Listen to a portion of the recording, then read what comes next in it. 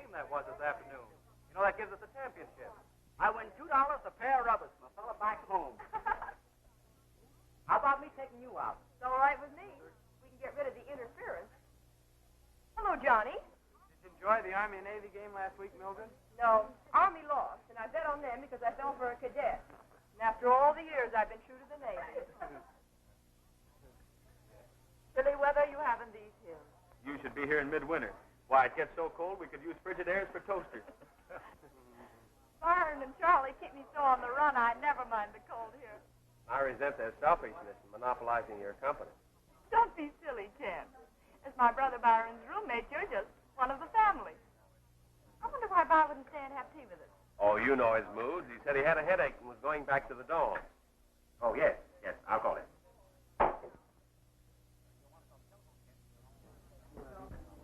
You're wanted on the telephone, Ken. Long distance. Thanks, sir. Pardon me. I'm sure you'll find Professor Bostwick much better company. I'm afraid Kenneth is given to gross exaggeration. Come in, Professor? Yes, please. Why, Dad, where are you? I came over here to Barrington on business. You can drive over the weekend with you. All right, I'll meet you at the hotel. Oh, and Dad, it's fall house party, you know, and I've got a girl here. Yeah, Byron's sister. You mind if I bring her along? Okay, we'll meet you later. Father's over in Barrington. That's a 2-hour ride from here. Would you like to ride over with me, or would you rather stay here for the dance? Oh, the ride, by all means.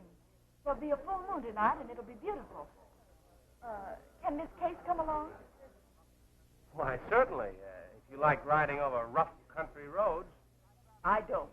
Don't worry. I'd rather trust Jean alone than leave an easy chair for a bumpy automobile seat. I think we'd better start back to the inn. It's getting late. I'm sorry you must leave. Your presence at my bachelor quarters has been a genuine treat. Tell Byron I shall expect you all tomorrow afternoon. That's very good of you, Professor. I'll tell her.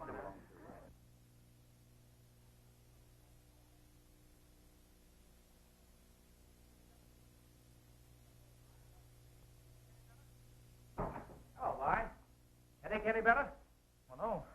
Not much. If it wasn't for Jane and that party tonight, I'd go right to bed. Well, don't worry about Jane.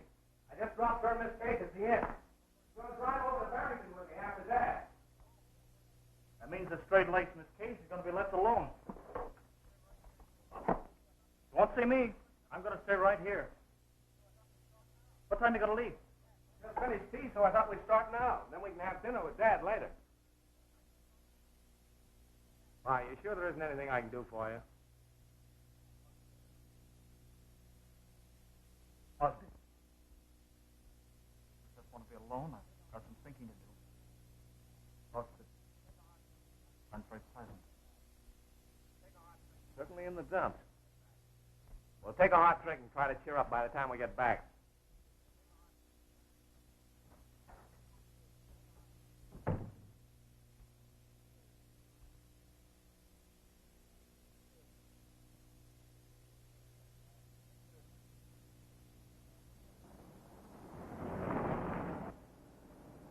Where's the girl you said you were bringing? She didn't feel well the last minute, so I left her at the inn. Like a brother. What do you mean by that? Oh, moody and strange. You know, I never liked what little I've seen of him. What do you know of his father? Nothing much. He died when Byron and Jean were very young. I didn't know what his business was, but he left plenty of money. Money, my boy, has never bought breeding. You know, you've had Byron at your home several times. As far as I know, you've never been asked to visit him. By tells me his mother doesn't care much for company. They're all right. Oh, I'll be glad when this ride's over. I'm getting tired and comfortable. We'll soon be there.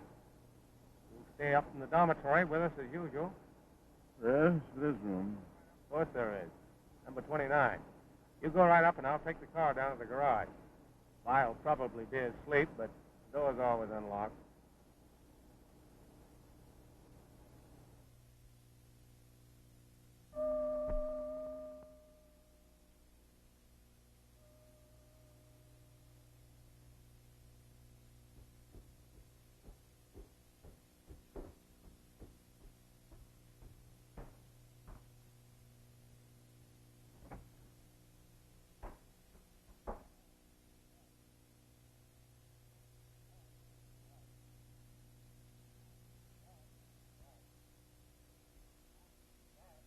Dad. Dad. Bye. Byron.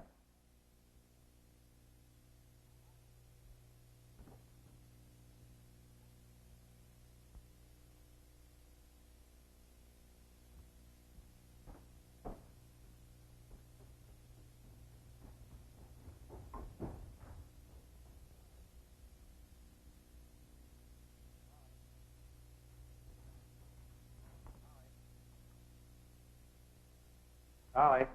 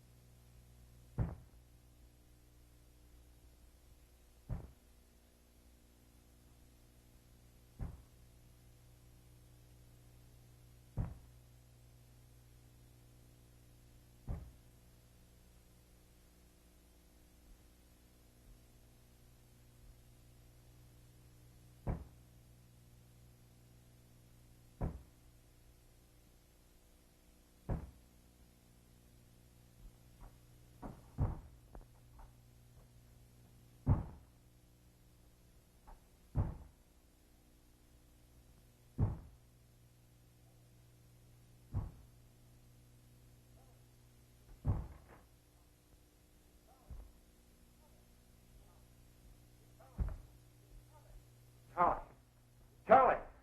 Charlie. Charlie. What's the matter? Byron's killed himself. Killed? What do you mean? How? Look.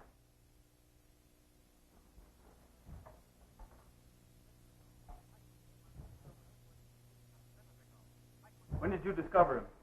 Just a minute ago. I couldn't get in my room last night, so I stayed here. We'd better get the doctor. No, wait. He may still be alive. We better get him back into his room. But if the door's locked, how can we get in? Oh, I know. I'll climb up the ivy. You go up and wait outside the door. I'll be there in a minute.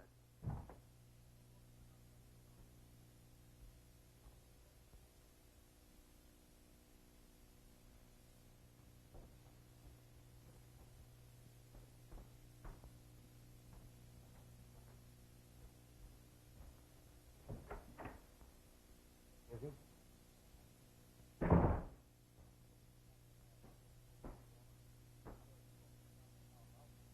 Charlie. Think you can pull him up alone?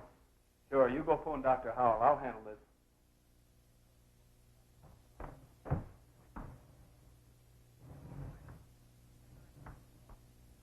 That's right, Doctor. 29 Stoneley Hall. You'll be right over.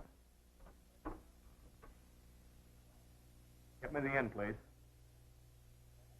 Is Mr. Joseph Harris registered there? Thanks. Dad, why on earth didn't you stay in my room?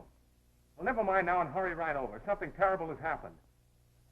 Byron's committed suicide. All right. Professor Bostic, please.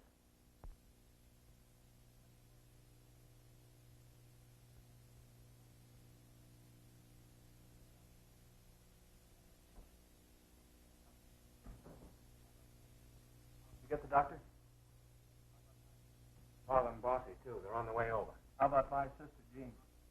I didn't call her. I think it's best to wait until the doctors examine it. Why do you think By would do such a thing? As far as I know, he had no reason to take his life. Maybe he had reasons you know nothing about. What do you mean? Oh, nothing, I guess. This is most tragic, Professor. Yes, Dr. Howell. I can hardly believe what Kenneth told me. Come in. Where's young Coates, Ken?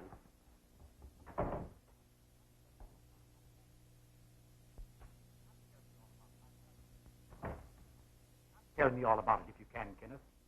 I still can't believe that Byron would take his own life. I hurried as fast as I could. I'm glad you're here, Dad. You remember Father, don't you? Oh, glad to see you, Mr. Harris. I'm sure Kenneth appreciates your help at this moment. This is Charlie Penland, Dad. How do you do, sir? What made you change your mind and stay at the inn last night, Dad? Couldn't get in here because the door was locked. Well, after waiting some 20 minutes for you, I left for the hotel. When did you discover Byron?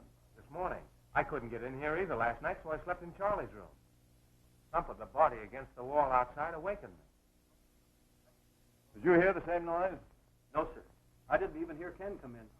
I guess I'd been asleep for some time. You must sleep very soundly. And in your clothes, too? Well, to tell you the truth, sir, I had a few drinks at the dance last night, and I can't be too sure of what I may have heard after that. I was so tired I didn't even bother to undress. Well, in that case, your account of last night would naturally be worthless, but warranting investigation. As you doubtless know, Professor, criminology has always been my hobby, although I'm a corporation lawyer. So I've understood, Mr. Harris. I'm sure your knowledge will be invaluable.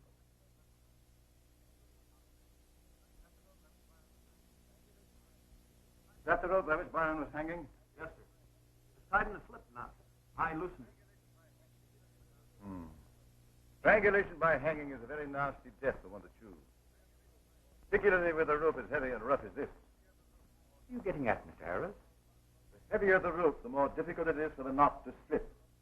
Sometimes it doesn't slip at all. However, it's certainly worked in poor Byron's case. Now it's up to us to discover why he chose to hang himself. Gentlemen, Byron Coates did not hang himself. He was dead before the rope was tied about his neck.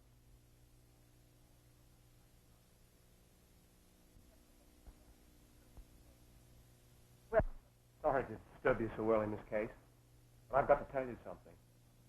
Something you'll have to tell Jean. It's about her brother, Byron. He's dead. Dead? How awful. When did it happen? Doctor says about midnight. I found him early this morning, hanging from his dormitory window. Then it was suicide? Well, we thought so at first, but the doctor's examination proved he was dead before the rope was tied around his neck. There'll be an autopsy this afternoon, and we'll know more definitely. I'll wire Byron's mother. And you tell Jean. No. I'll handle everything for this end of the family. Mrs. Coates is a helpless person if ever there was one. I'll phone her and follow what instructions she may give.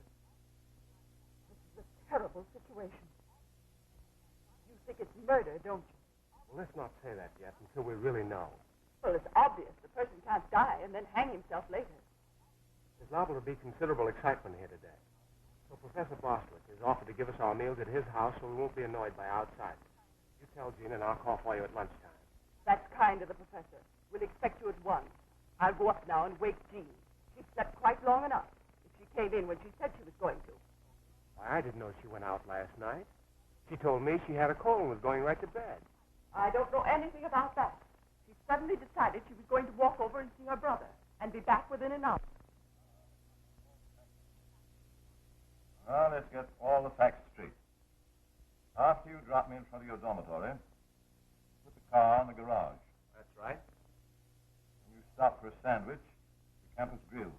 Yes, and from there I came right here and couldn't get in. Come in. And I just heard the news.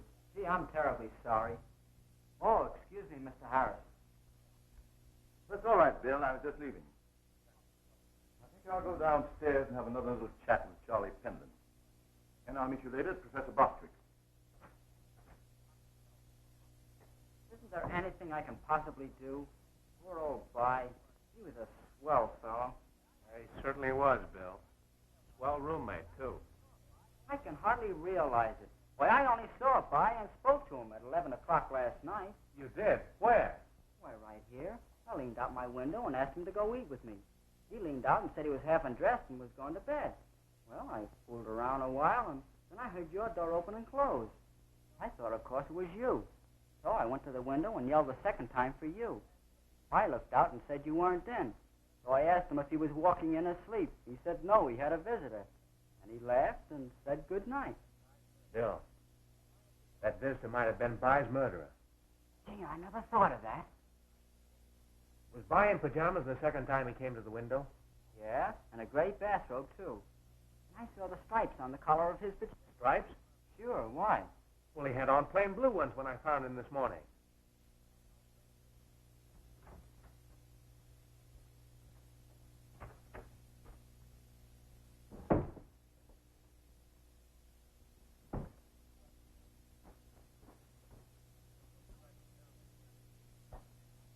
No striped pajamas here.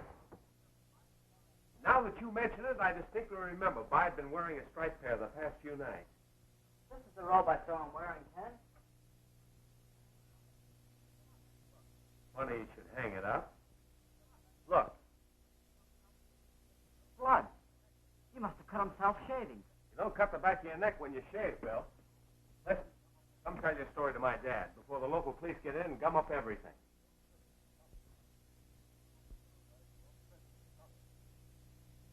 Well, I've seen the president of the college. He's waiting for the coroner's report and the sheriff's instructions. He says that the verdict agrees with what we think. He's going to conduct a meeting tonight and announce it to the entire student body. Very sensible procedure. Students got no news except from these papers. It would make a terrible mess of things.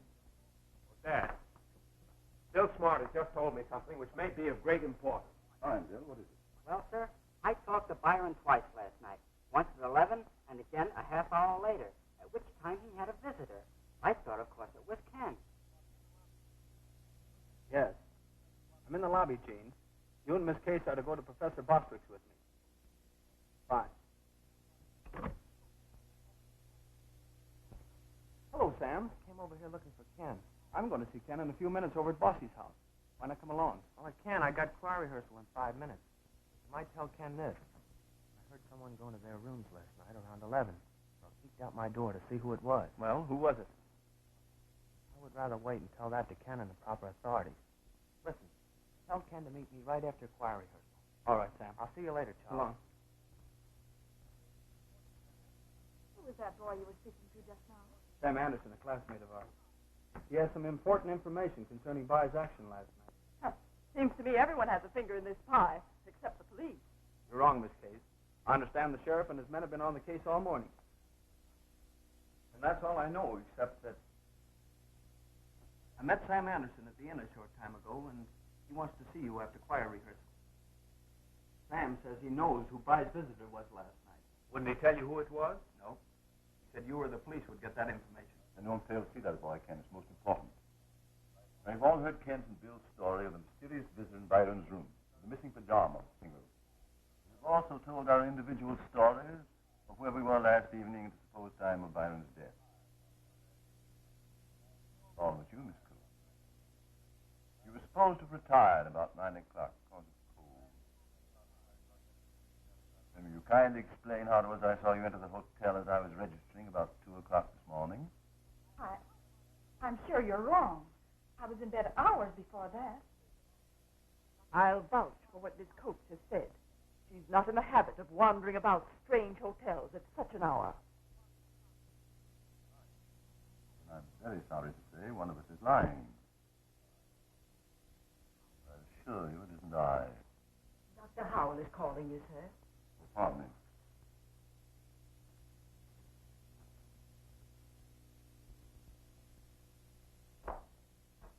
Hello? Harry speaking.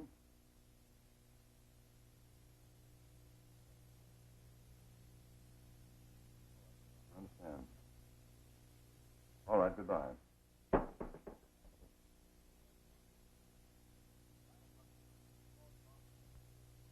The autopsy has just been completed. Byron was killed by a small, sharp instrument piercing the brain just under the back of the skull. We're now removing that instrument. I think Jean and I will retire, if you have no objection.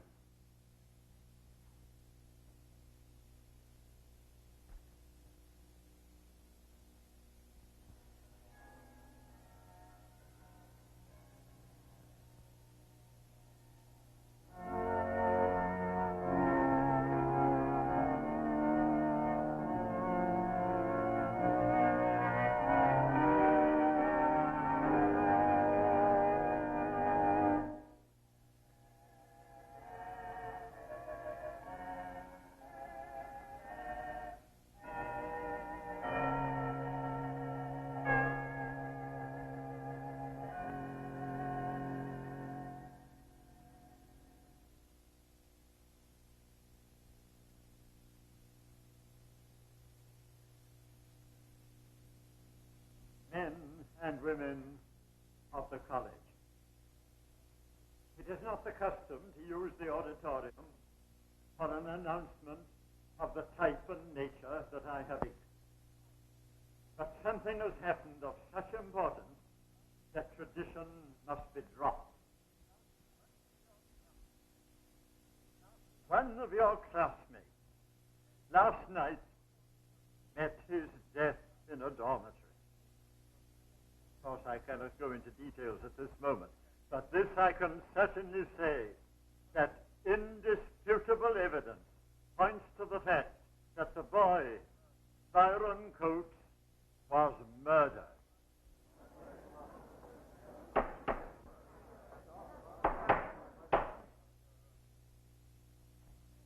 Murder is a terrible thing. Particularly terrible when it is found in a college where youth and the highest ideals are supposed to prevail. This tragedy will naturally attract unwelcome publicity to the college. But Cornwall, I can certainly say, will hide nothing. And I request that each and any of you will come forward and tell the proper authorities all that you know relevant to this case. Francis,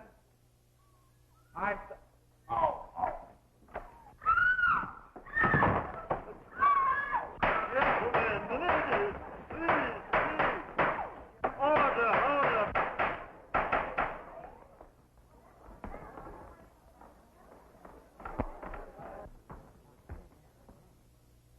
You realize who that is? It's Sam Anderson, the fellow who was going to tell us about Byron's visitor last night. This boy's been murdered so that he couldn't talk. Some of you boys lift him up and carry him into that side room.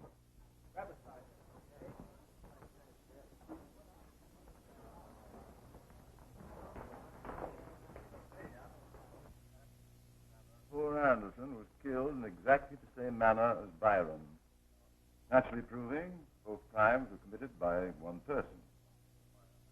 Professor Bostwick, have you questioned the members of your choir as I requested? I've talked to the 6 boys who stood closest to Anderson. Their individual stories are valueless, each one knowing nothing but the sensation of seeing Anderson fall. No motives, no clue. No, it's just as I expected. As you both know, I went to the morgue with a body, and while there I met the sheriff.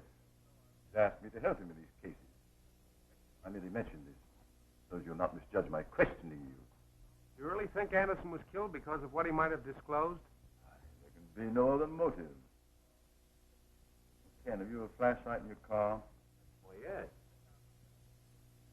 Professor, I think I'll accept the invitation you extended me a while ago to stay in your house. Meantime, I wonder if you could lend me the key to the auditorium. I presume as organist you have it? Why, yes, of course. Here it is. Only if you're going there tonight, I'm afraid you'll find the place rather eerie. Kenneth, I think, knows where the switches are. Thank you. We'll be back later.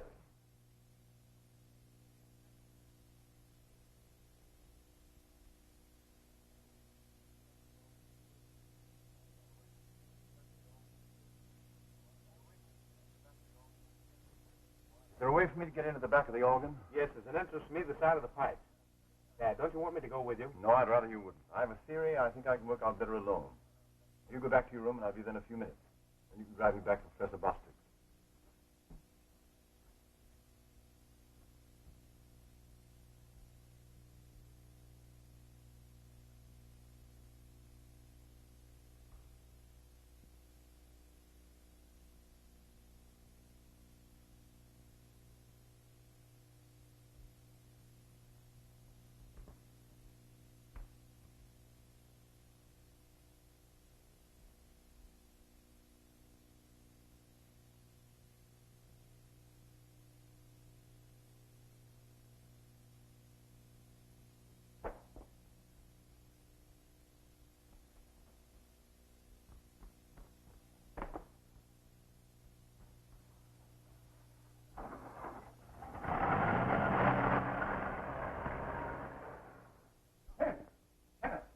Wake up. Get your car, quick. What's up?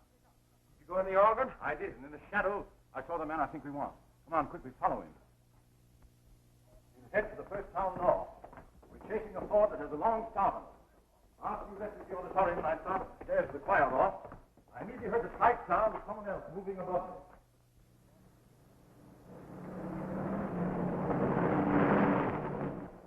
We've lost the trail.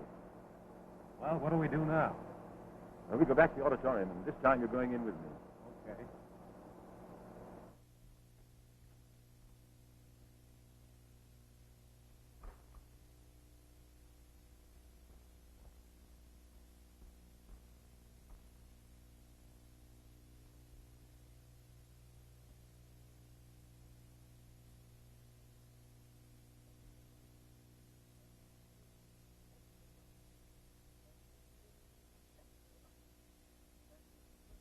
And we're in luck.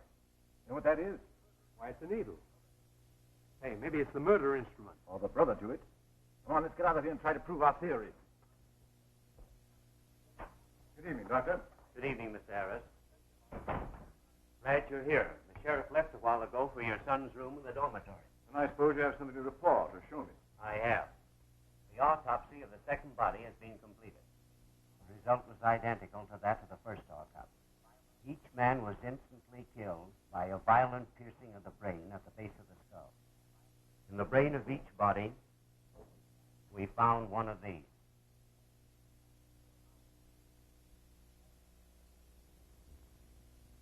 No, they're exactly alike. Tell me this, Doctor. Could I, with the force of my bare hand, skillfully aim and plunge one of these needles into a skull with fatal results? I doubt it. It might be possible, but not probable. Well, then your theory is... I'm not theorizing. This needle was so deeply embedded in the brain, we had to cut away bone to extract it. The very force of its entry proves that it was shot in. What sort of an instrument would fire such a thing? I haven't the remotest idea. I'll keep these until the inquest tomorrow morning at 10. You'll be there? Certainly.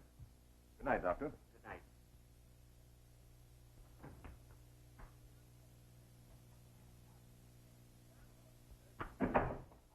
Hello, Mr. Harris. How are you, Sheriff? This is Ab Barker, my deputy. How do you do, sir? How do you do? I understand the college has retained you to take charge of the investigation of the two murders. Only unofficially. And nothing's been said about the second death. Well, that's a small matter. Solve one and you solve the other.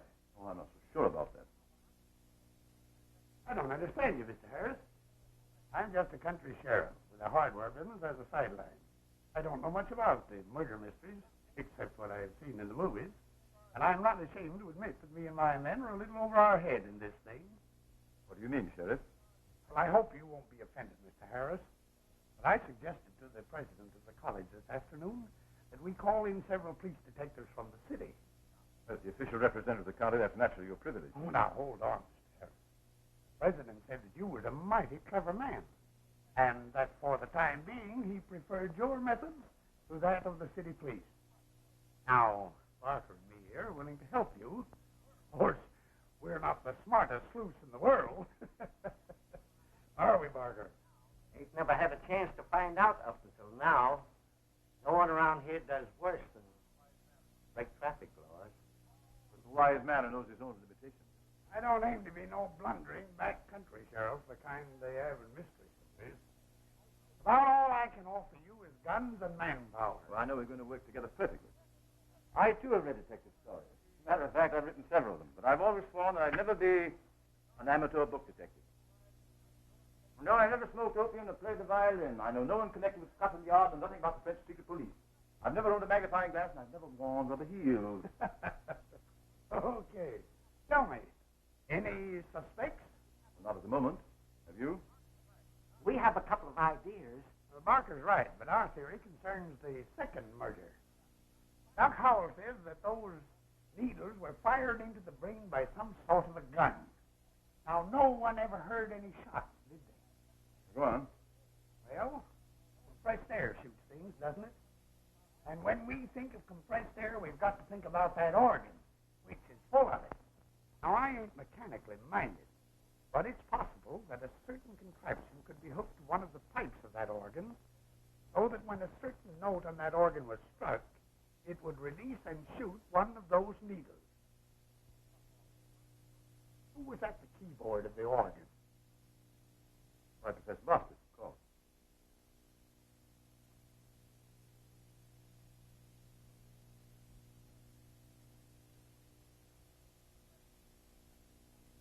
Professor Boston, do you mind sitting in the exact position you were in just before Anderson was killed?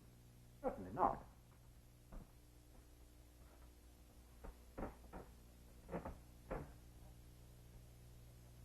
Sure your hands weren't on the keyboard, nor your feet in the pedals? I'm positive. You see, I was preoccupied listening to the president's speech, staring at the music before me. Although I sat at the organ, I saw no more than they did. Well, thank you, Professor. Well, I'm afraid that eliminates the sheriff's theory. I understand completely. I wish I could be of more help to you.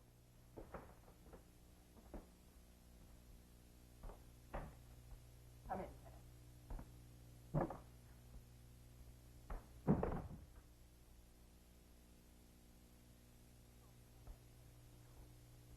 I haven't had a chance to talk with you alone, Jean, since Byron was... Don't, Ken. I know how you feel. I certainly had a friend in you. And so have you, dear. I want you to let me help you. Not only for Byron's sake, but for your own. I know it's no time to talk about what I'd like to say. No, don't say it, Ken. At least not now. But if it'll help any, I feel the same way.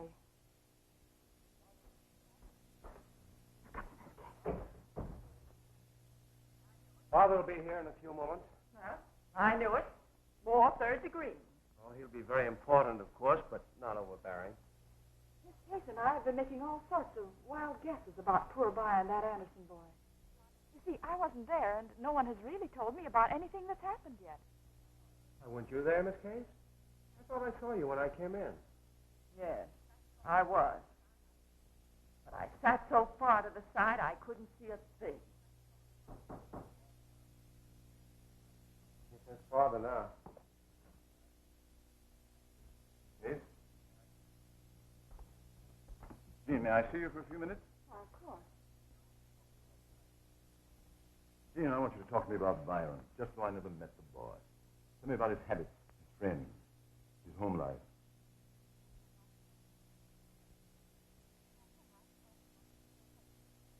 Our home life has always been very pleasant. Due mostly, of course, to the adoration we had for our mother. Vi and I were great companions. You see, Father died when we were awfully small. My only remembrance of him is of rubbing my cheek against someone with a face that's scratched. Have you any photographs of him? Several. Mother still keeps a huge album in the living room. It's a scrapbook habit from the stage, I guess. Oh. Was your mother an actress? She used to be, and a good one, too. She left the stage when Byron was born. But she was quite a famous concert singer in Broad.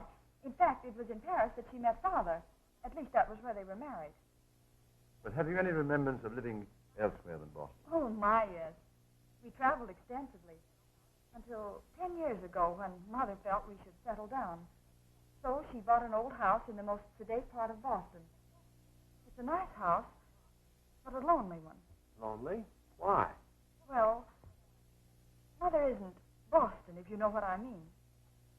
But can you tell me the financial condition of your family? Oh, there's plenty of money. But as I understand it, the greater part of it is held in trust for Byron and Jean. Particularly for Byron. More secrets. I never knew that. Well, that means, of course, that Byron would have inherited a considerable estate coming of age. How old was he? Why, today was his birthday. He would have been 21. You're right, Miss Case. I forgot all about it. Wait a minute. We're getting someplace now. Byron's murder was planned and timed perfectly. Just a few hours before he received word of his inheritance. Somebody wanted that money for... Mr. Harris, are you insinuating that Jean... I'm only insinuating that the murder was committed for the reason that most crimes are, for money. Coming of age, Byron probably received word of his inheritance. Now, Ken, you ought to know something about his mail. Did he ever mention receiving such a letter? No. Although he did receive mail the day before he died. Then we'd have to go through his mail and find out for ourselves. Just a moment. I'm probably betraying a confidence, but if it would clear up this point, here's a wire which I received from Byron's mother a few hours ago. You may read it and do as you wish. I don't want to be involved any more than I am.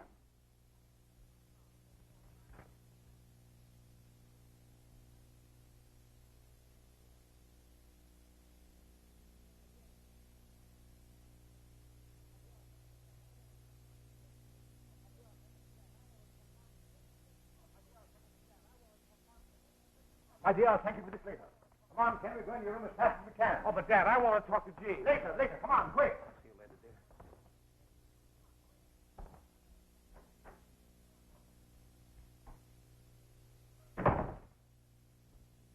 Where'd Byron keep his mail? On that desk.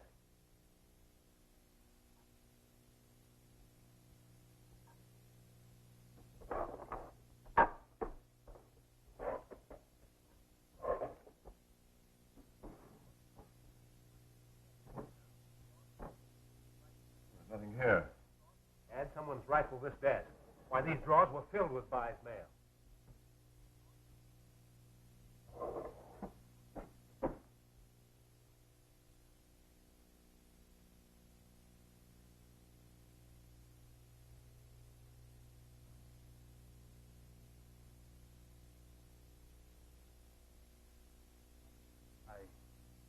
I had to speak to you, Ken. I wanted to tell you how sorry I was about Byron.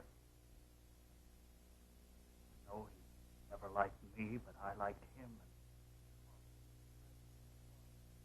It's horrible to think that he's gone. Well, thanks for feeling that way, John. This is my father. Father, this is John Mesereau. How do you do, sir?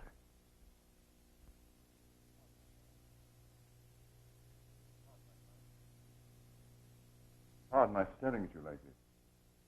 Your resemblance to Byron Coates is positively startling. Yes, I know that, sir. The weird feeling being the living image of a dead man. You, of course, are not related to him. Oh, no, sir. I belong to a French family living some few miles from here. If you'll pardon me, I shall say good night. I just want to extend my condolences. Well, thanks again, John. Ken, what do you know about that boy? Nothing much, Dad.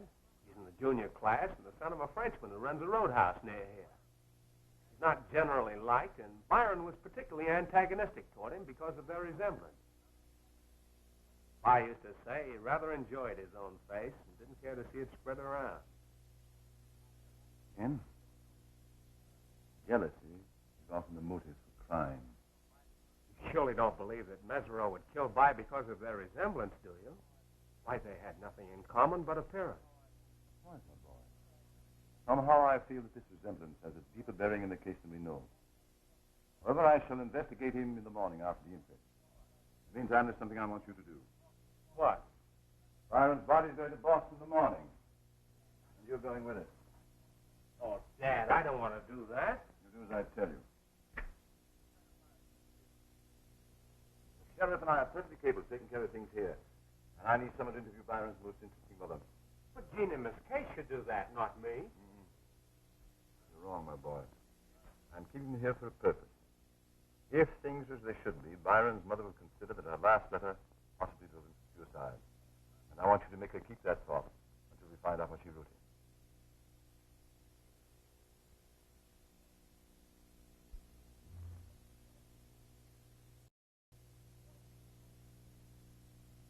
You're Kenneth Harris, aren't you? Yes. You're Mrs. Coates. Byron described you so often. I feel that I know you. Oh, Byron.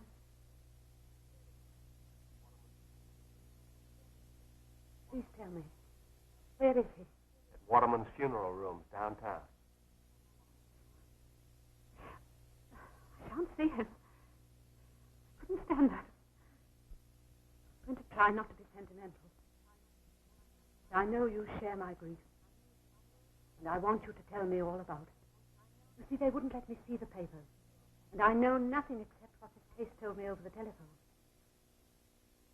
I found Byron hanging outside the window by the rope that's used as a fire escape. Terrible. Did Jean see him? No, we thought it best not to.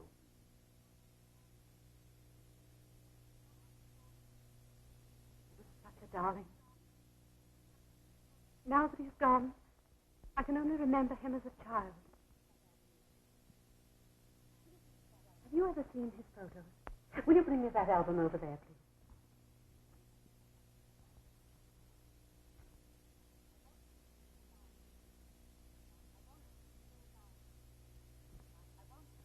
Thank you. I want you to know Byron, as I shall always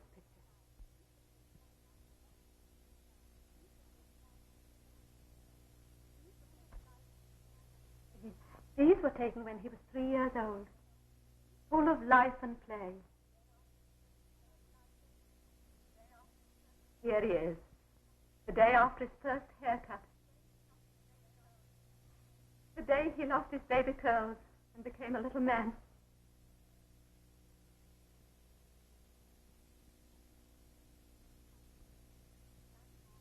There he is, a young man entering college.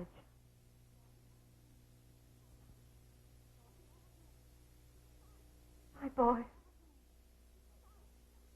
Your roommate. Oh, and to think that I've killed him. No, Mrs. Coates, you're not to blame at all. Oh, yes, I am. You don't know. You haven't any idea. But you're mistaken. I have. Then he showed you my last letter. His birthday letter. No. Should he have shown it to me? No. I should never have written it. But I thought he was a man now and could understand. And forgive. Mrs. Coates, I was very close to Byron. Perhaps if you told me what that letter contained, I'd know how it affected him. No, no. That letter's been destroyed now. I wired that it should be so. I've got to tell you something, Mrs. Coates. Miss Case tried to honor your telegram, but there was no letter to be found. The desk was broken into the night your wire arrived. Who took it? Tell me that. Who took it? We don't know, but we wish we did. Now, Mrs. Coates, please don't get upset. But Byron did not kill himself. He was murdered. And the murderer wanted your letter. My Byron! Murdered! No, no, no! Oh, now, Mrs. Coates, please. No, no, no.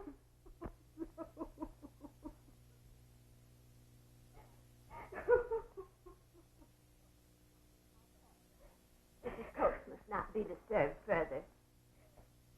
I'll call a cab for you.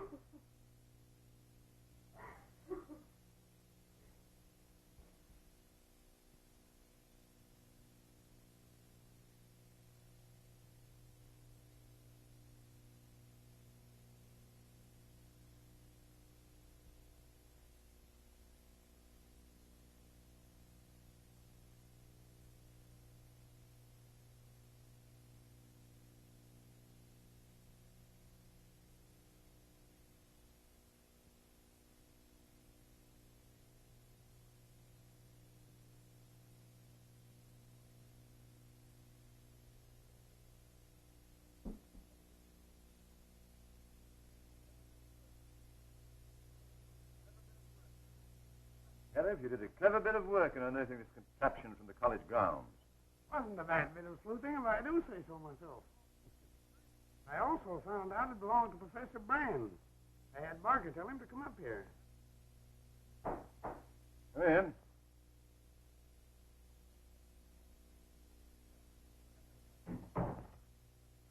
Gentlemen. Professor Brand, can you identify this peculiar weapon? Why, this is a new invention used in the killing of cattle. A Western packing house sent it to me for exhibition purposes in my economics class. All very interesting, Professor. But explain how I found this thing buried in the campus near the auditorium. That I can't answer, sir. I've been in New York over this past weekend. Returned today only because of these tragic deaths. Now, don't worry, Professor. Our question is only to determine who used that gun in your absence. Of course, you read in the papers that these boys were murdered through the penetration of steel needles in their skulls. Yes, I did.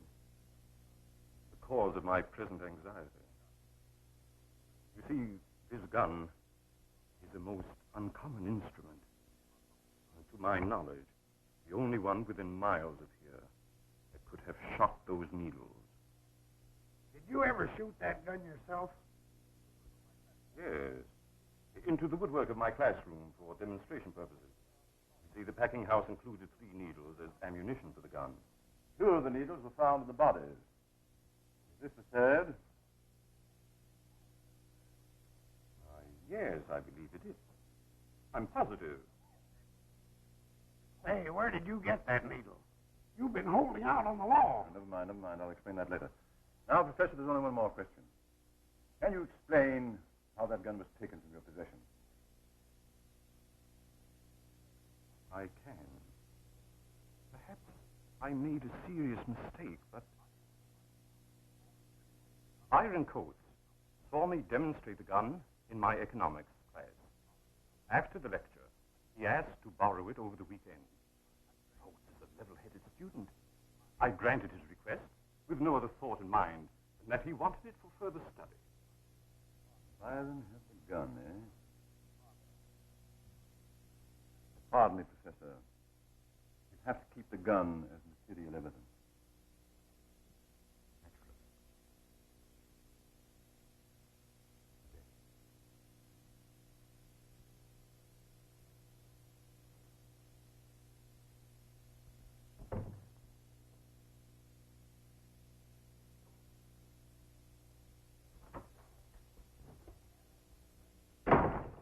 Hello, Dad. Sheriff. I just passed Professor Brand in the hallway. What's he doing here, Dad? He was identifying his murder weapon. Makes the first part of my case almost complete. Tell me about your trip to Boston. Well, there isn't very much to tell. The trip was a flop as far as getting information was concerned. What about that letter? I couldn't find out what was in that letter. But she did show me some very interesting photographs. It's unfortunate you couldn't learn the contents of that letter. It undoubtedly contains some very startling news. Besides the inheritance fact. Whatever that news was, probably instilled a thought of suicide in Byron's mind. This unique and silent weapon was demonstrated while he was in his mood. He obtained it and kept it in his room to the night of his death. And he professed to have a headache in order to have privacy. He was interrupted by the arrival of an unknown visitor whom Sam Anderson claimed was here. Whoever this unknown visitor was, he both saw and used the opportunity to kill Byron with the very weapon that Byron himself produced. That's a right smart theory, but what about the second murder? Where does it come in? And why was Byron hanging outside his window? Where are the pajamas he wore? The second murder was a murder of necessity to cover the first. Hanging was an amateurish effort to proclaim the supposed suicide. The arm was removed because of bloodstains. And these are easy questions, my friend. The difficult one is, who was the murderer? Well, I'm going to clean up before we go over to Bossy's, Dad. Professor Boswick was called away to Holyoke for an organ recital. He won't be back until tomorrow for the inquest. Well, we'll go over there anyway. Why should we go to Bossy's if he won't be back till tomorrow? I can't. Isn't that the dressing robe that Byron had on when he died? Oh, I can't put it on without thinking. What's this? Why, it's a letter to Byron from his mother.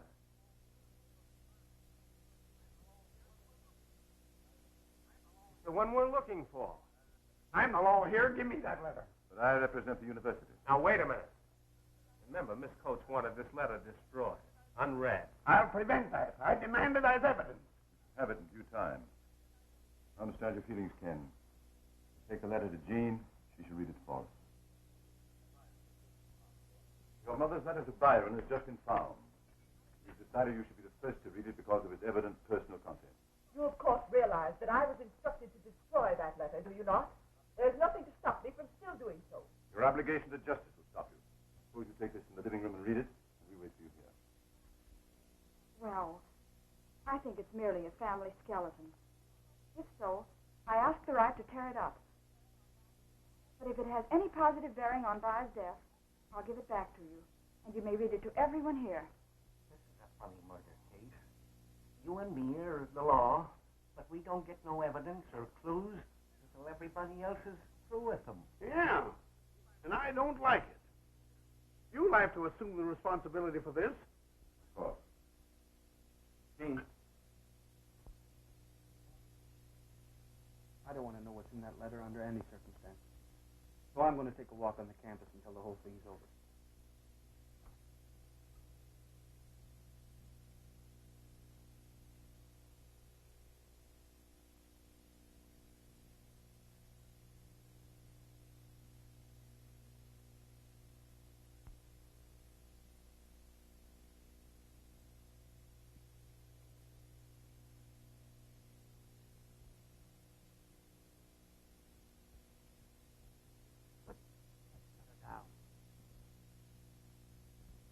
Turn around.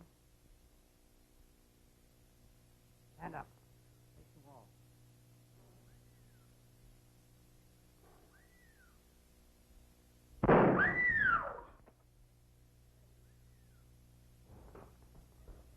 Gene! Gene! Get water quickly. Yes.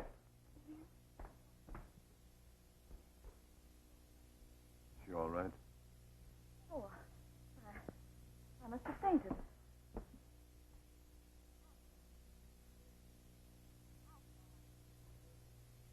I'll be all right in a moment. Did you catch him? The sheriff and the deputy are after you. See him at all? No, he came in to get the letter, but I think I fooled him. Now, Jean, tell us just what happened. I was sitting in this chair with my back toward the door as I started to read the letter. I'd read the first page when I thought I heard a faint noise behind me.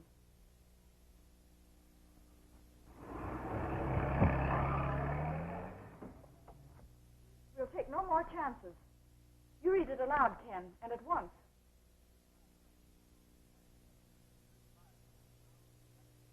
Dearest Byron, happy birthday. You are now 21, and that not only means that you are a man, but a wealthy one. The Boston Bank waiting for you is an inheritance from your father. Your share is over $500,000.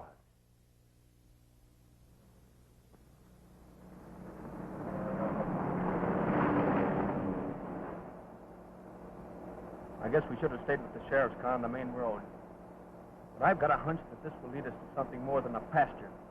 This is the River Road we're on, Charlie. You know, the one that leads to the old deserted roadhouse? We'll stop here. That place is just around the curve.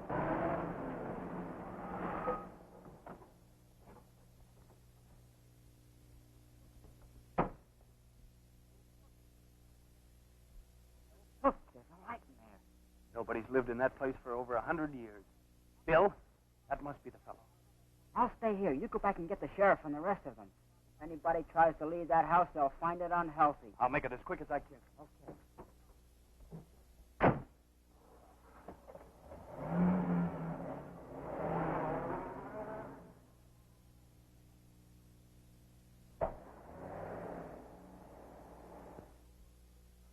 So now, Byron, you know for the first time that you have a half-brother, John Shaw.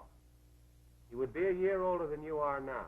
And although I naturally haven't seen him since he was placed for adoption with a French family by the name of Mesereau 15 years ago, please understand, Byron, dear, that you and Jean have my complete love. I've forgotten John as I forgot Joe, his father, who deserted me many years ago when I learned my marriage to him had been faked and illegal. At the time that I married your father, he accepted and loved John to an extent that made him legally adopt him. Then, as you know, Father died soon after the birth of Jean in Paris. The reading of his will disclosed that he left John an equal third of the fortune you and Jean were to share. That is why I paid the Mesereau family to take John, hoping his identity would become lost and his share in the will forgotten. Poor mother, making blunder after blunder in her effort to do right. Byron, you will help me rather than misunderstand, won't you? You will still call me your ever-loving mother. Your mother always was most illogical. Showing favoritism towards children is a bad habit. As far as I could hear from the letter, she had no reason to be ashamed of your half-brother. I think that John Mesereau is Bai's brother after all, and how Bai disliked him. That letter completes the missing part of my theory, Ken. Young Mesereau was undoubtedly guilty of both crimes.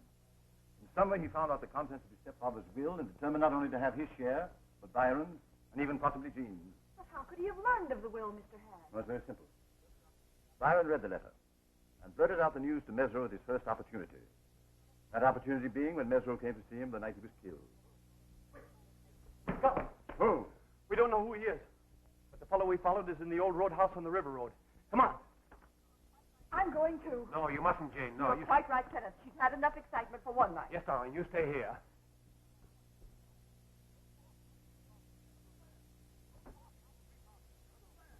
We lost him. We found him, Sheriff. Where? He's in the old deserted house on the river road. Go!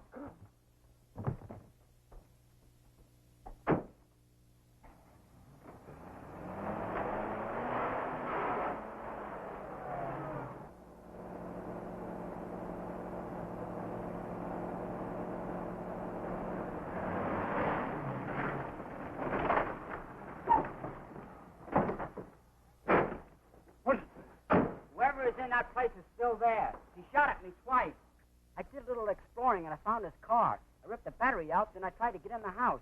That's when he shot at me. You think he was alone? Well, it's hard to say. There's one sure way to find out. Try going into the house. Let me have your flashlight.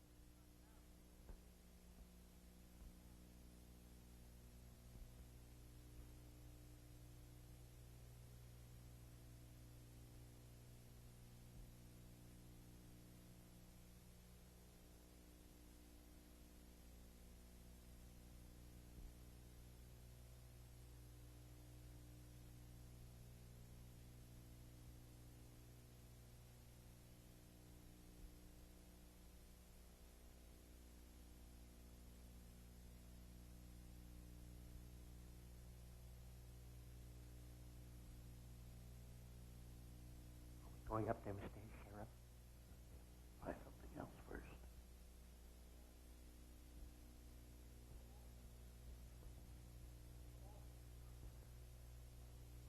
You up there. This is the law speaking. I'm giving you a final chance. We've got you surrounded. Better come down peacefully. Maybe this will convince you that we mean business.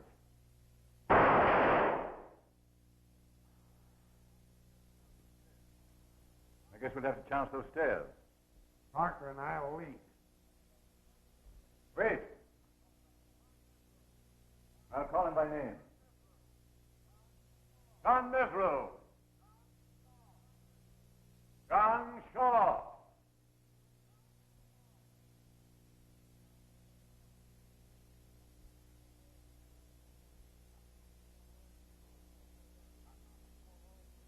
Throw your gun on the floor and raise your hand.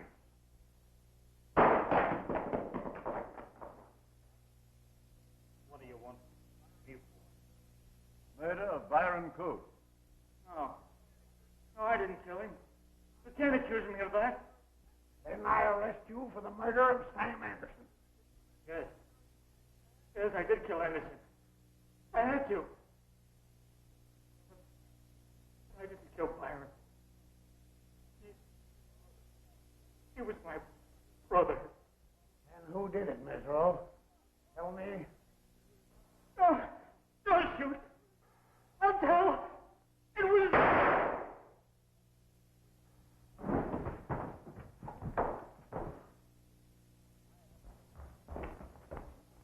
Which one of you fools killed this boy? I have no gun. Speak up. One of you shot him just as he was about to tell the name of Byron Coates' murderer. Break those guns open.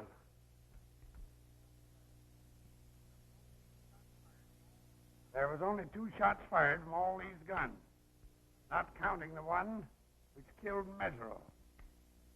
The guns don't show nothing, but this is the 3rd killing that's happened in 3 days. And this one was done for the same reason that the second one was. Keep somebody's mouth shut. Sheriff, John Mesro was not killed by anybody in this room. Shot in the back by a bullet fired from up above. Come on, Barker. Our turn to do the shooting.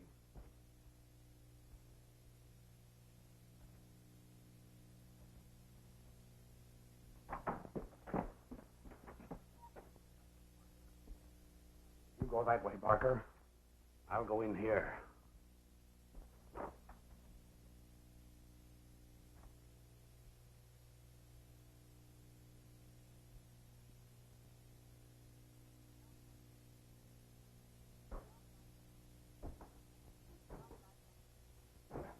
Well, now that I've gotten Keen off to bed, what is it you want to talk to me about? About Father. Miss Case, when I was in Boston, I discovered Father's picture in Mrs. Coates' album. It was an old one, taken in Paris. Signed Joe. I remember she said in a letter to Byron that Joe was the name of the man who tricked her into marriage and then deserted her. Heavens, boy, you can't think that your What else father... can I think? Why would his picture be in her album? There's only one way to prove your fear. We must get Mrs. Coates up here to face him at once. That's just what I'm going to do. I'm going to start for Boston right now, and if it's humanly possible, bring Mrs. Coates back here tomorrow. You're a brave boy, Kenneth, and good luck. Or rather, bad luck to our suspicions.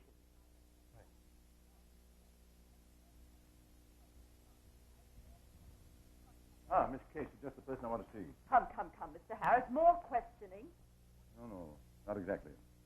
I want you to send with Mrs. Coates immediately. What? Well, that's a coincidence. Kenneth has just left for Boston to get her. Oh, fine. Maybe she holds the key to the entire mystery. Good night.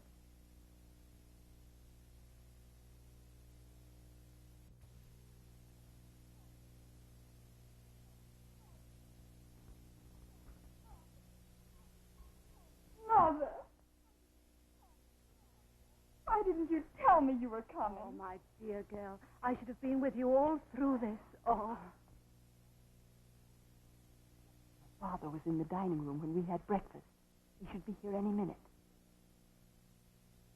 Here he comes now. Well, young man, it's about time you showed up.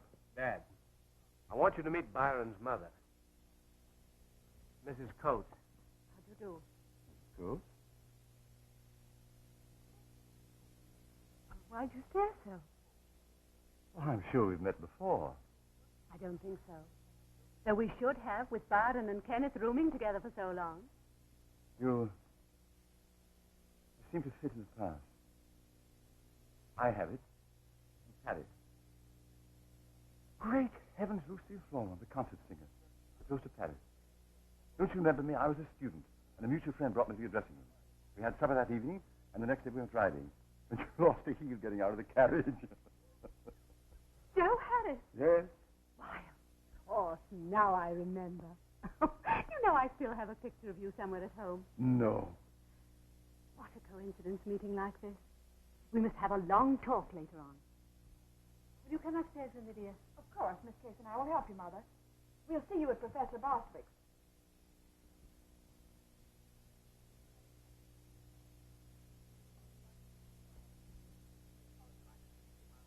I certainly am sorry that I had to be away while all this excitement you were speaking of took place. Poor young Mesereau. This is the third life so cruelly taken.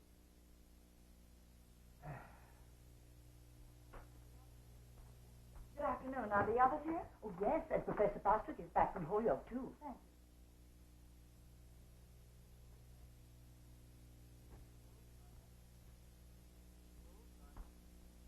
Mrs. Coates, I want you to meet. Joe. Lucille.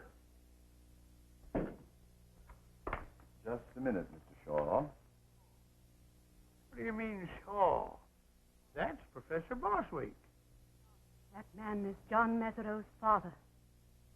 Joe Shaw. The man whom I thought I was married to. Sheriff, I demand you hold this man for the murder of Byron Coates and John Mesereau, and as accessory in the murder of Sam Anderson.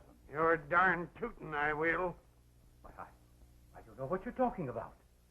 John Mesereau committed all the crimes you accuse me of. And why did you kill him? I'll tell you. You killed Byron Coates so that your own son, Sam Anderson, saw you leave the scene of the crime, and you forced John to murder him. Unfortunately for John, he was about to disclose your guilt. He was the third victim. The murder of your own son killed the chances of your ever getting your hands on the Coates inheritance.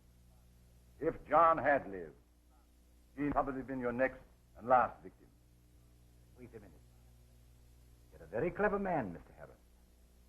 But if Lucille hadn't recognized me, your case against me wouldn't be worth a copper. On the contrary, my dear Professor, they're worth all the copper in the electric chair. You see, I interviewed the Mesereaus yesterday and discovered your identity as John's father for myself. Hello, Jean. I don't know how I'm ever going to thank you for all you've done, Mr. Harris. Well, it's Ken who deserves most of your thanks. I did what I could through my interest in criminology and the reputation of the college. Now it's all over, there's something I want to ask you. Still a mystery to me. Yes? Where were you the night Byron was killed? You told Ken you were going to bed. I saw you enter this lobby at 2 o'clock in the morning. I'm sorry I lied about that. You see, I did it to save someone's feelings. Who do you mean? Charlie Penman. I broke a secret engagement to him because, well, I like someone else. As no one but ourselves were involved, I lied to Ken so that I could meet Charlie and tell him how I felt. Well, my dear, love affairs and murder mysteries are not strangers by any means. Who's the lucky man?